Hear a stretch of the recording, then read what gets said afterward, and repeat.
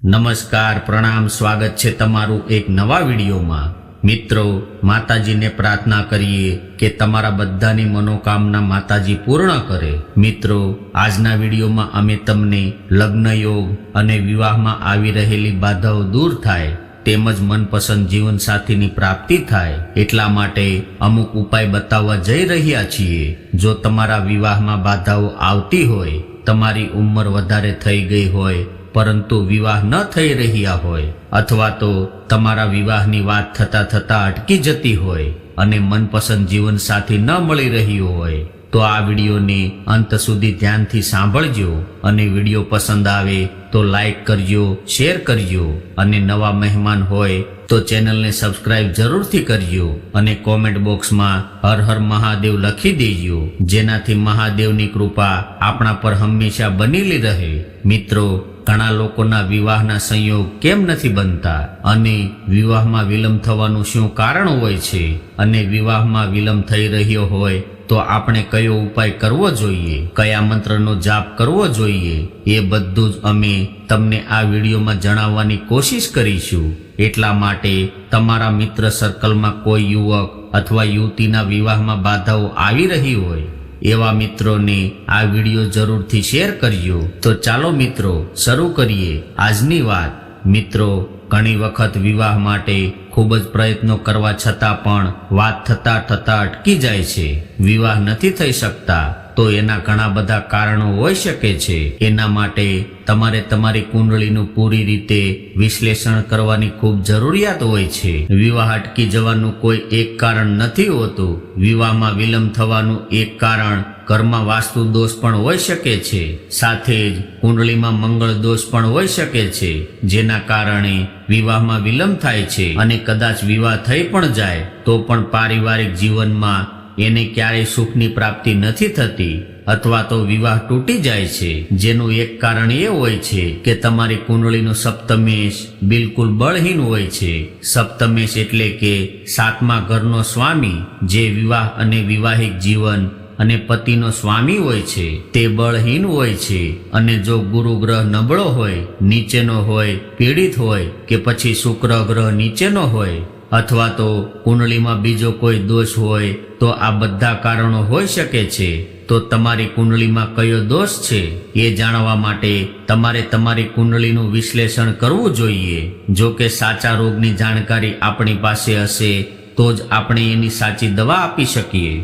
પરંતુ મિત્રો, આ વિડીયોમાં હું તમને થોડી વાસ્તુ ટિપ્સ આપીશ। જે લોકો ખૂબ જ ઝડપથી વિવાહની ઈચ્છા રાખે છે તેમને કયા વાસ્તુ નિયમોને અનુસરવા જોઈએ તેમજ એવા કેટલાક ઉપાય અને ટોટકા જણાવીશ જેને કોઈ પણ આસાનીથી કરી શકે છે।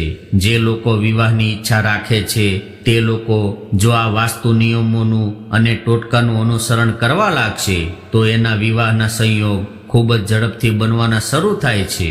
પરંતુ મિત્રો, ત્યાર પછી પણ વિવાહ થવામાં અડચણ આવતી હોય અથવા તો વિવાહના યોગ ન બનતા હોય તો તમારે ખૂબ જ ઝડપથી કોઈ સારા જ્યોતિષ પાસે તમારી કુંડલીનું વિશ્લેષણ કરાવવું જોઈએ। તો મિત્રો, સૌથી પહેલા તો વાસ્તુના હિસાબથી વાત કરીએ તો જે યુવક યુવતીઓ વિવાહની ઈચ્છા રાખતા હોય એનો રૂમ ઘરમાં કઈ દિશામાં છે તે જાણવું ખૂબ જ મહત્વપૂર્ણ છે। જો કન્યા અવિવાહિત હોય, વિવાહમાં બાધા આવી રહી હોય અને વિવાહની ઈચ્છા રાખતા હોય તો તેમનો રૂમ ઉત્તર પશ્ચિમ ખૂણામાં હોવો જોઈએ। આ ખૂણામાં રૂમ હોવાથી ખૂબ જ ઝડપથી વિવાહના યોગ બને છે। જો ઉત્તર પશ્ચિમ ખૂણો ઘરમાં ઉપલબ્ધ ન હોય અને એ જગ્યાએ રૂમ ન બની શકે એમ હોય તો પશ્ચિમ દિશામાં રૂમ હોય એ પણ ચાલે છે, પરંતુ ક્યારેય પણ એમનો રૂમ દક્ષિણ પશ્ચિમ દિશામાં ન હોવો જોઈએ।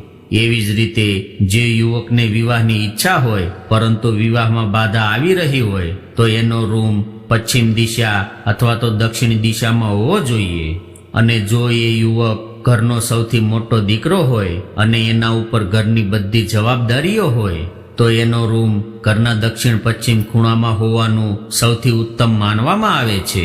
તેમજ ઘરમાં વિવાહિક પતિ પત્નીનો રૂમ એટલે કે ઘરનો માસ્ટર બેડરૂમ પણ ઘરના દક્ષિણ પશ્ચિમ ખૂણામાં હોય તો એ સર્વશ્રેષ્ઠ માનવામાં આવે છે। તેનાથી પતિ પત્નીના સંબંધમાં ખુશીઓ આવે છે, ઘરમાં સ્થિરતા આવે છે અને પરસ્પર પ્રેમ વધે છે।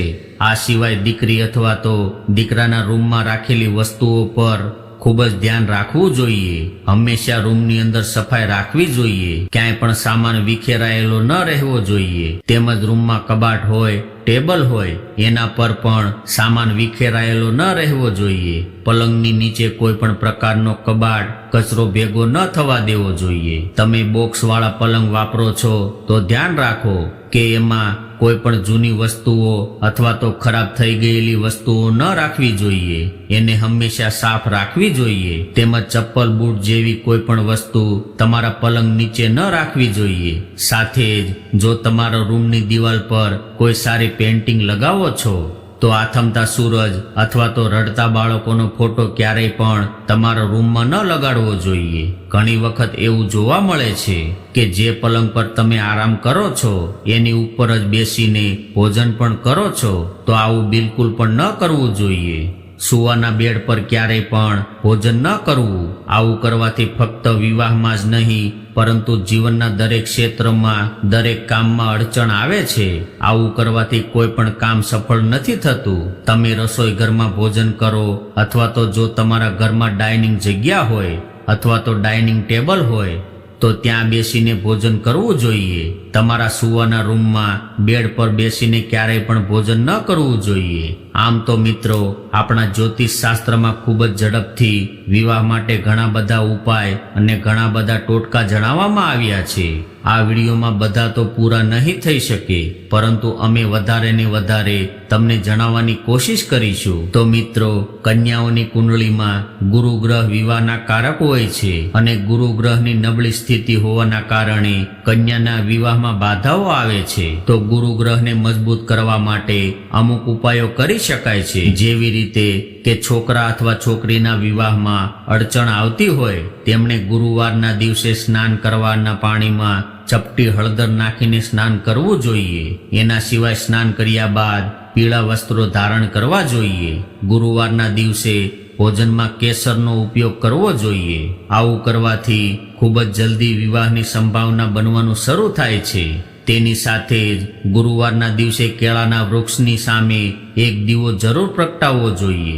કેળાના વૃક્ષ પર જળ અર્પણ કરવું જોઈએ અને ત્યાં જ બેસીને ગુરુગ્રહ એટલે કે વિષ્ણુજીના 108 નામોનું ઉચ્ચારણ કરો.